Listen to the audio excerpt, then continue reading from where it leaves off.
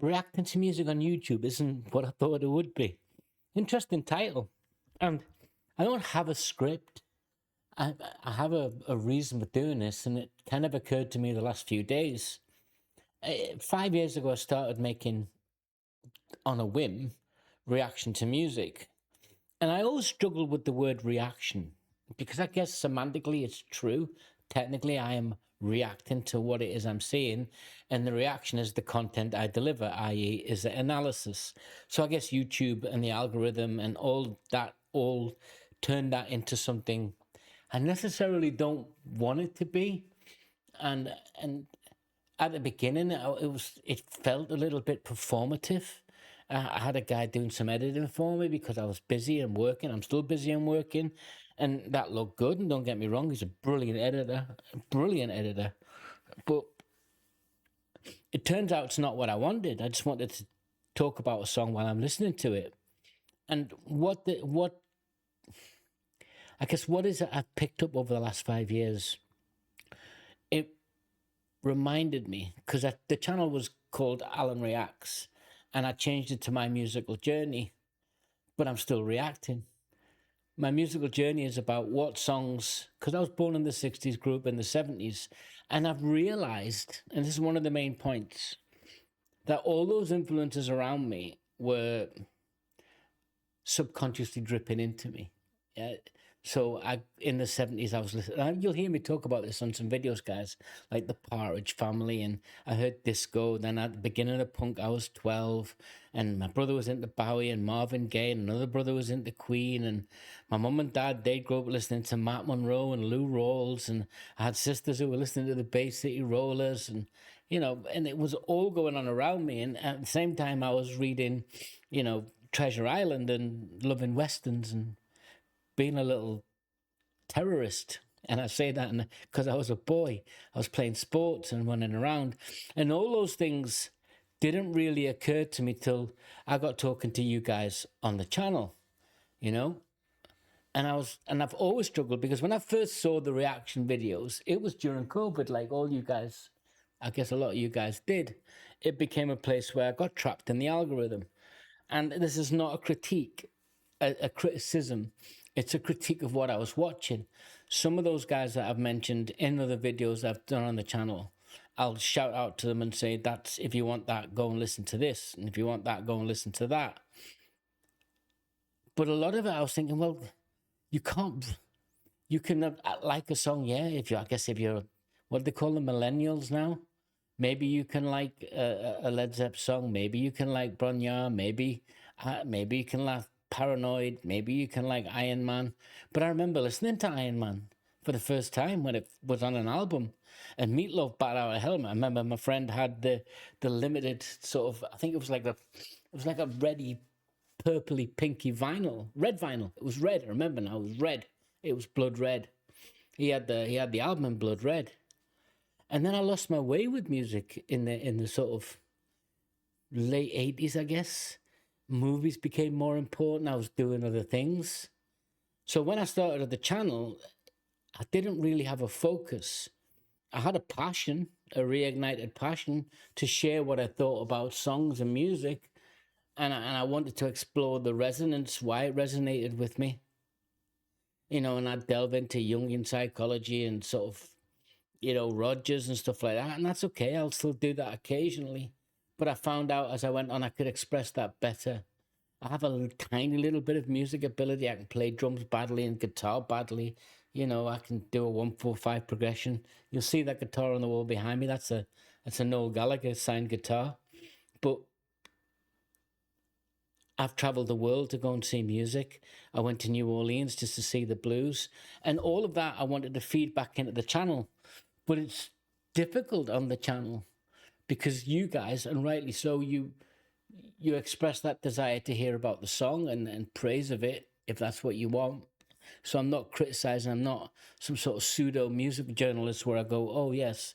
And if you listen to that Ad 9, it didn't work. That C Ad 9 didn't work. Or when he capoed it there, the whatever, the descending chord structure, all those different things. A, I'm not good enough. And B, I wouldn't even if I could. And that's what being on the channel has taught me. It's not about staying in the lane or sticking to your niche. It's actually just doing what I enjoy, which is talking about songs. And then what has the channel given me? So many different artists to complement what I've called it, my musical journey. Things like Tool, who I then went to see. It was phenomenal. Nightwish, who I got tickets for in London, but I couldn't go, so I gave them away on the channel. And I want to see other bands like Tedeschi Trucks Band. I want to see those guys. And then you get like Mission Souls and The Warning, and I want to see those guys. But then I wished I'd seen Rory Gallagher because it's phenomenal. People that have tapped into what I like and sent me lists. I could name you individually, and that's not what this is. It's not a shout out to people who've influenced me, because you all have. And then I've turned off like buy me a coffee, and I don't have super thanks on. I don't have a membership. I don't sell anything. Just the idea of music and the enjoyment that comes from that. And I've had loads of struggles on the way through. Do I have a channel membership? This is not asking you guys. Do I have a channel membership where I do one video, blah, blah, blah, and I do all that? Do I go behind a paywall or Patreon? No, but all those different conflicts. But I kept pulling back to just getting on, pressing record, and sharing what I thought. And I've had videos that have gone crazy for no reason. That didn't make sense. They make sense retrospectively because it's a song that's connected thousands of people, Focus, Hocus Pocus. Still the biggest video on the channel by a country mile. 40-odd thousand views. Just because I happened to land on it and I liked the title of it. I didn't know the band, didn't know the artists. And then I've had videos that have had 12 views that I've immensely enjoyed making, and I'll still keep doing that. And that's not a YouTube thing. That's not me saying as this pseudo content creator, guys, you've just got to do what you enjoy. Well, at over 60, I really don't have many choices. I'm going to do what I enjoy, whether other people like it or not. I know that sounds a bit blunt, but do I acquiesce? Do I listen to you guys on the channel? Yes. Have you given me recommendations and a song and an artist, and I've gone and listened to another song by them, and I thought, good Lord, I can't do that in good conscience. Do I follow trends where an artist might sadly pass and jump on? No, I won't do that. Not because I'm offended by those who do that, because that's a living they've created for themselves, is to go on and capture the moment. And that's cool. People can do that. Dolly Parton passed. And she's a brilliant guitarist, right? An icon. She did things with children about learning, and she was just this effervescent figure that I listened to Jolene and just all the way through the years. And I heard even comedians talk praisefully about her. Billy Connolly, I think, did this thing about her where he was like blown away. So an accomplished singer-songwriter, actress, 9 to 5, all those different things. But I'm not going to jump on and share that. Not because I think I'd be disrespectful, but because I feel like I'd be getting clawed into that algorithmic chase. And yet at times I want to adhere to the algorithm, and you guys have taught me not to do that. The channel's taught me not to do that, not YouTube itself. And then I've invested in little things like a better camera, because that's what I said I wanted to do for myself. Make sure the mic's working, make sure the lighting's right, try to do things better. And that's essentially what I've learned about myself, is I've also tried to do that in all elements. Do I like other things? Yes, I love music, I love books, I love videos, I love travel, I love movies. There's lots of things I love doing, just like everybody else. But it hasn't driven me yet. I do have another channel, but probably do an upload once every 3 months. And that's simply because it's an idea I'm promulgating. It's an idea I'm experimenting with. But this isn't to launch that. Again, this is what recording, making reaction videos on a whim to music has done for me. It's opened up, and I've read other books. The artists the artists you guys have given me is unbelievable. Dixie Chicken, Roy Gallagher, Tool, opposite ends of the spectrum, getting into listening to more of Albert King, going back to old blues, Wes Montgomery. Yeah. It's just phenomenal. And this isn't that I'm going to do this moving forward. It's what happened to me when I did something that I thought I could algorithmically capture by saying I can do better than the other guys doing the reactions. Turns out I didn't care about that in the end, and I've pivoted. And I don't do things in opposition to what other people do. I do things in support of what I want to achieve. That's fundamentally it. I hope for many years to come, I keep making music videos. I do 3 a week because I think that's the right amount for me. I could do 5 and get more subscribers, probably, but I'd probably burn out. Maybe that's a bit of YouTube content creation advice. Find your limits and stick to it. Find that happy medium where you do something for enjoyment and it never becomes a problem, you know? And that's where I'm at.